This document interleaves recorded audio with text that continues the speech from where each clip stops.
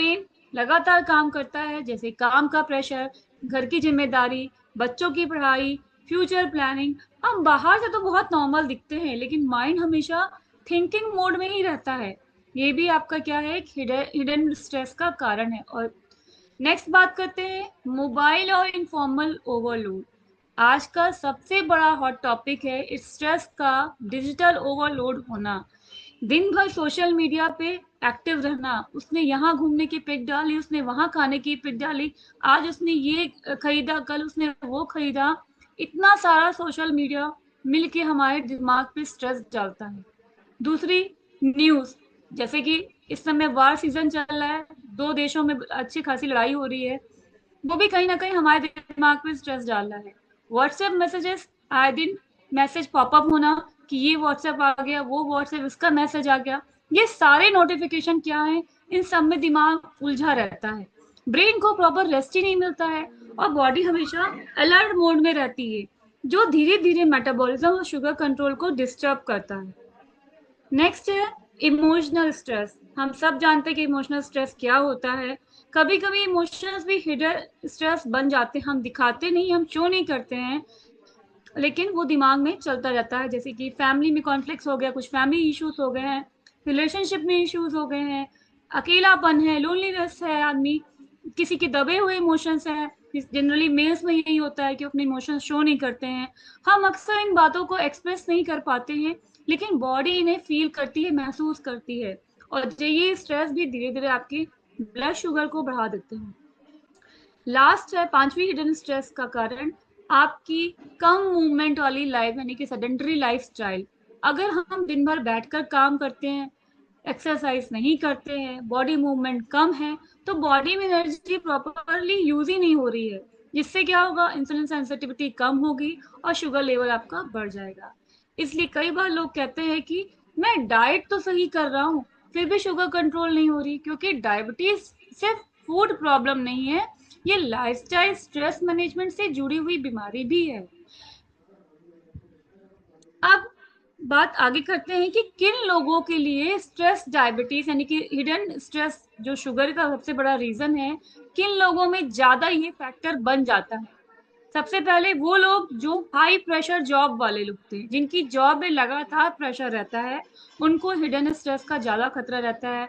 For example corporate वाले employees, business owners, doctor, teachers, क्योंकि उनको क्या, उनके सर पर डेडलाइंस रहती है, टारगेट्स रहता है, लॉन्ग वर्किंग आवर्स स्ट्रेस में रहते हैं, और ब्लड शुगर उनका स्पाइक कर सकता है।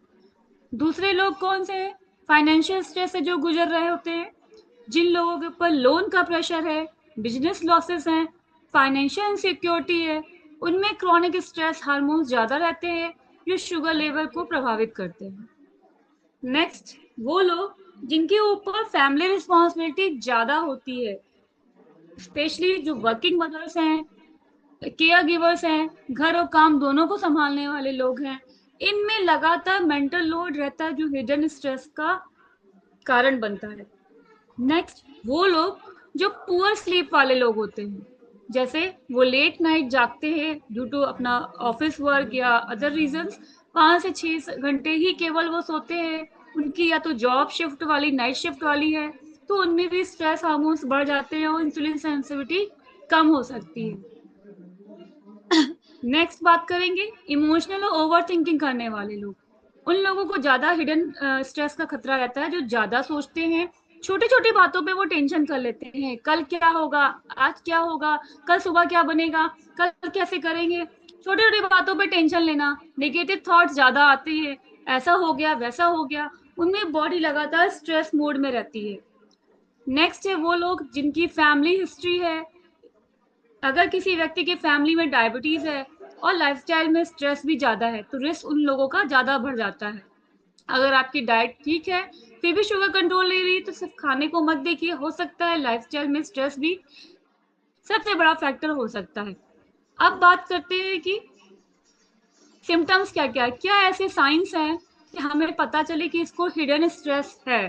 सबसे पहला साइन है लगातार थकान महसूस होना। अगर आपको अक्सर ऐसा लगता है कि पूरी नींद लेने के बाद भी आप लेजीनेस फील कर रहे हैं, थकान फील कर रहे हैं, बॉडी में एनर्जी कम है, तो ये हिडन स्ट्रेस का संकेत हो सकता है, क्योंकि स्ट्रेस के दौरान आपके बॉडी में कॉर्टिसोल लगातार बढ़ रहा है, जिससे एनर्जी आपकी इम्बैलेंस हो रही है। नेक्स्ट रीजन है, साइन है नींद की समस्या। अभी स्टार्टिंग में मैंने बताया हिडन स्ट्रेस का सबसे बड़ा कॉमन साइन है स्लीप डिस्टर्बेंस, देर तक नींद ना आना, रात में बार बार उठना, उठकर फ्रेश फील ना करना, माइंड लगातार एक्टिव रहता है तो बॉडी आपकी क्या होती है, रिलैक्स नहीं हो पाती। नेक्स्ट रीजन है शुगर का बार बार बढ़ना। अगर आप डाइट सही से ले रहे हैं फिर भी ब्लड शुगर आपकी बार बार बढ़ रही है तो उसके पीछे हिडन स्ट्रेस हो सकता है। स्ट्रेस के समय बॉडी ज्यादा ग्लूकोज रिलीज करती है जिससे शुगर लेवल बढ़ सकता है।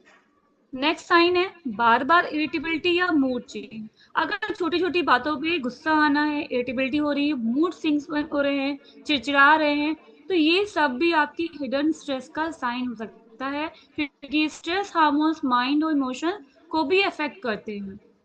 नेक्स्ट साइन है डाइजेशन की समस्या। हिडन स्ट्रेस का असर डाइजेशन पे भी पड़ता है, जैसे कि आपको एसिडिटी की